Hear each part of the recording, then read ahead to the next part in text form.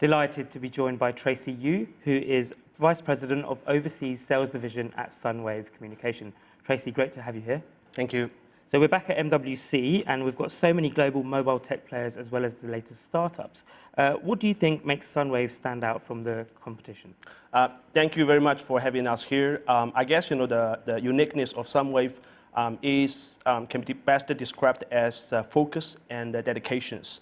Sunwave is a company established in 1993, and we position ourselves as the wireless solution provider. So far, we have 3 business units, namely a wireless coverage dedicating on the active DAS solution for in-building. The second one is wireless network, deliver end-to-end broadband solutions. The third one is wireless security, focusing on the smart signal jamming systems. Right, and with the broader picture of 5G, there are various components of 5G that need to be deployed where can best meet the task at hand. And among them, there is DAS, which is absolutely critical for networks to function at all. Could you explain to us what an active DAS is and what makes it different compared to traditional ways of coverage? Sure. So let me bring in a concept called in-building solutions, right? So normally when a new technology like 5G to be introduced, the typical step for a mobile operator, they will start with the macro outdoors. But we think 5G is a bit different.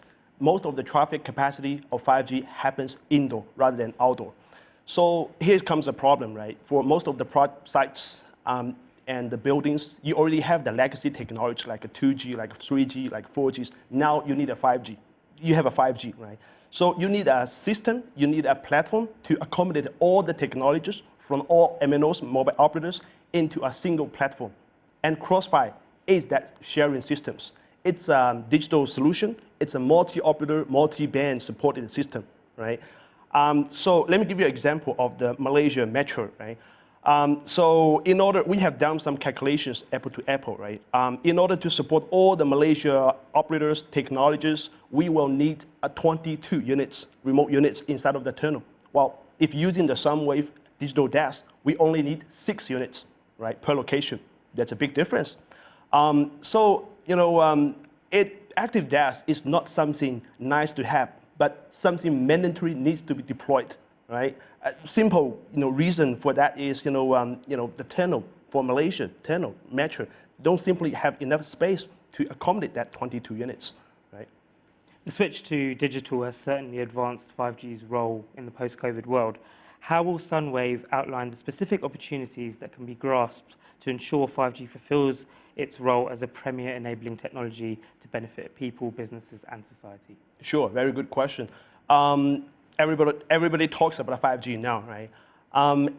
We think, the industry needs to figure out, the use cases for 5G, right? That's what 5G can really benefit for the users, for the subscribers, right? What those parties can gain from 5G. And from Sunwave perspective, we are striving from 2 approaches. The first one is we are developing the innovative product portfolios, right? And in the meantime, we are proposing and offer a more creative business model, right? As I mentioned at the first place, we have a business unit called Wireless Network.